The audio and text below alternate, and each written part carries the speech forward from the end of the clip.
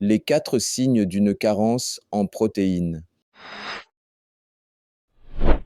Aujourd'hui, je vais vous présenter les signes indiquant une carence en protéines ainsi que les causes potentielles de cette insuffisance. Nous examinerons les manifestations physiques qui peuvent apparaître lorsque l'apport en protéines est insuffisant, tout en explorant les facteurs qui peuvent contribuer à cette carence nutritionnelle. Oui, j'ai bien dit nutritionnelle. De là, vous pouvez remarquer l'une des causes à cette carence. Mais avant tout, présentons d'abord les protéines. C'est quoi les protéines? Dans notre alimentation, nous bénéficions de 6 catégories de nutriments essentiels: les glucides, les lipides, les protéines, les vitamines, les minéraux et l'eau. Chacun joue un rôle crucial dans le développement et le bon fonctionnement de notre organisme. Cependant, pour cette fois, nous nous focaliserons que sur les protéines. Le terme protéine dérive du mot grec protéios, qui signifie de première importance ou primordial. Il a été introduit par le chimiste néerlandais Gerardus Johannes Mulder en 1838 pour désigner les composés organiques que l'on retrouve dans les tissus animaux et végétaux. Comme leur nom l'indique, les protéines sont essentielles pour notre organisme. Elles constituent les principaux éléments structurels des cellules, des tissus et des organes. En plus de cela, les protéines agissent en tant qu'enzymes, catalysant des réactions chimiques essentielles pour notre métabolisme. De plus, elles assurent le transport de substances telles que l'oxygène dans le sang grâce à des protéines comme l'hémoglobine. Les protéines jouent également un rôle crucial dans notre système immunitaire en produisant des anticorps qui défendent notre organisme contre les agents pathogènes et les infections. Cette importance capitale souligne les dangers d'une carence en protéines pour notre santé globale. Sans plus tarder, voyons ensemble les signes qui doivent vous indiquer que vous êtes atteint d'une carence en protéines. 1. Une perte musculaire importante. Une perte musculaire peut indiquer une carence en protéines, car nous avons vu plus haut que les protéines sont essentielles à la construction et à la réparation des tissus musculaires. Lorsque vous ne consommez pas suffisamment de protéines, votre corps peut commencer à décomposer les protéines musculaires pour obtenir les acides aminés nécessaires à d'autres fonctions vitales. Cela peut entraîner une perte musculaire et une diminution de la masse musculaire. Une expérience bien connue qui illustre cela est l'expérience des prisonniers de guerre pendant la Seconde Guerre mondiale. Certains prisonniers ont été soumis à des régimes alimentaires très faibles en protéines.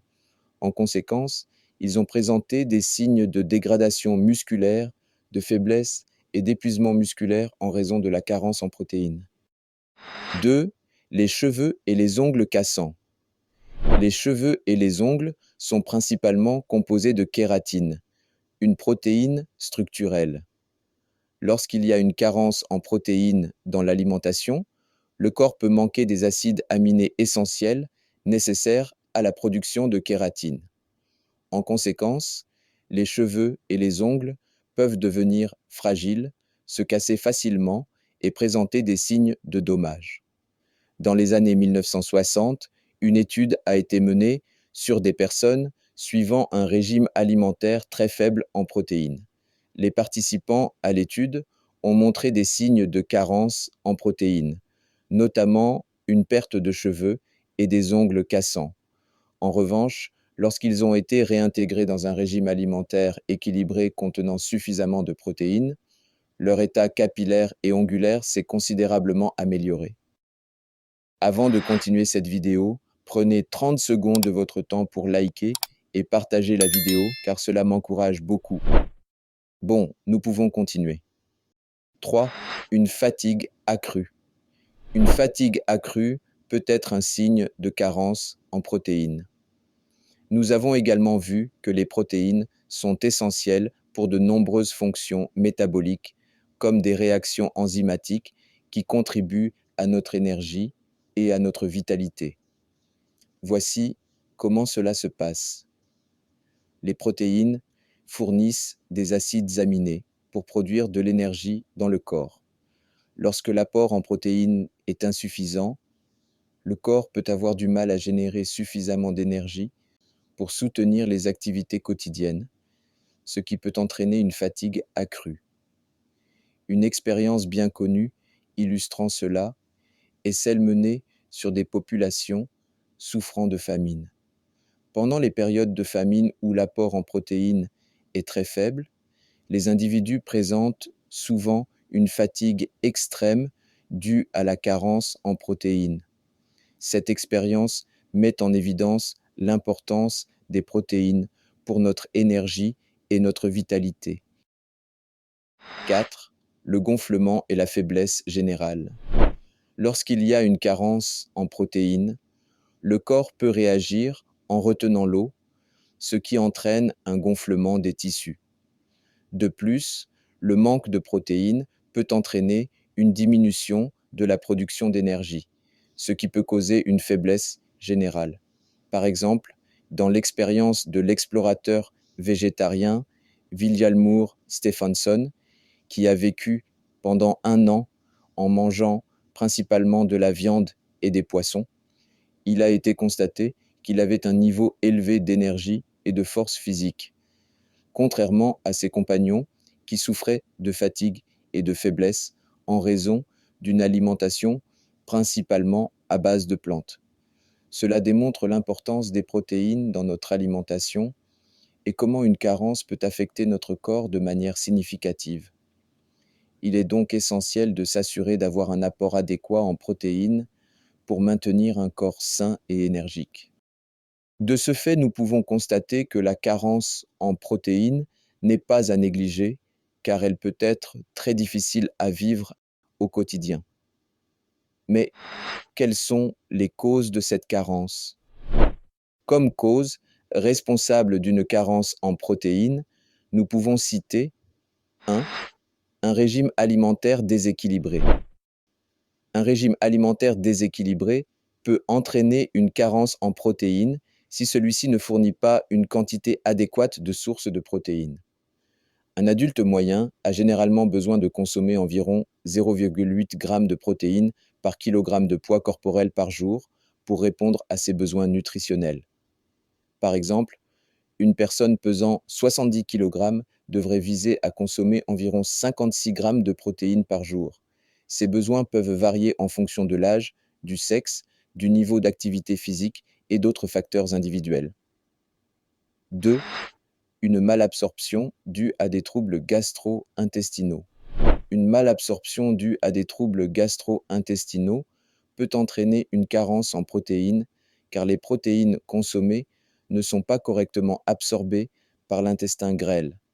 Les troubles gastro-intestinaux, tels que la maladie cœliaque, la maladie de Crohn, la colite ulcéreuse ou une infection intestinale, peuvent endommager la muqueuse intestinale, réduisant ainsi la capacité d'absorption des nutriments, y compris les protéines.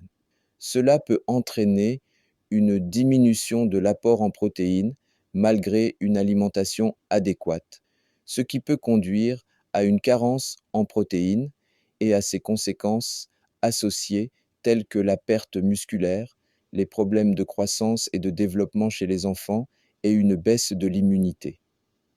3. Les troubles métaboliques.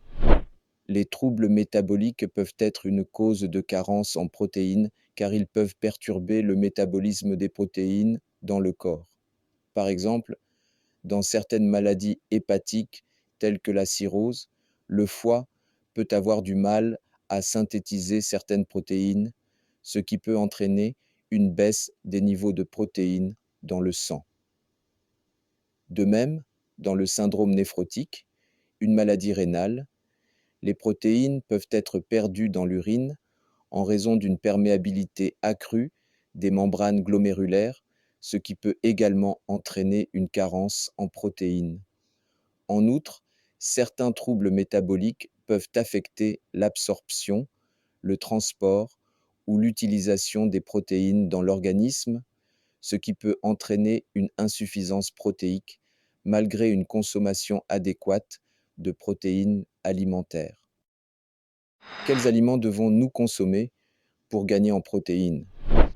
Les principales sources de protéines incluent la viande, comme le bœuf, le poulet, le porc et l'agneau, le poisson et les fruits de mer, les œufs, les produits laitiers, comme le lait, le fromage et le yaourt, les légumineuses, comme les haricots, les pois chiches et les lentilles, les noix et les graines, comme les amandes, les cacahuètes et les graines de tournesol, le tofu et autres substituts de viande à base de plantes, ainsi que les céréales complètes, comme le quinoa et l'avoine. En conclusion, les protéines jouent un rôle crucial dans le fonctionnement optimal de notre corps. Elles sont essentielles pour la croissance et la réparation des tissus, le maintien de la masse musculaire, la régulation des hormones et des enzymes, ainsi que le soutien du système immunitaire. Une consommation adéquate de protéines est donc nécessaire pour maintenir une bonne santé et prévenir les carences nutritionnelles.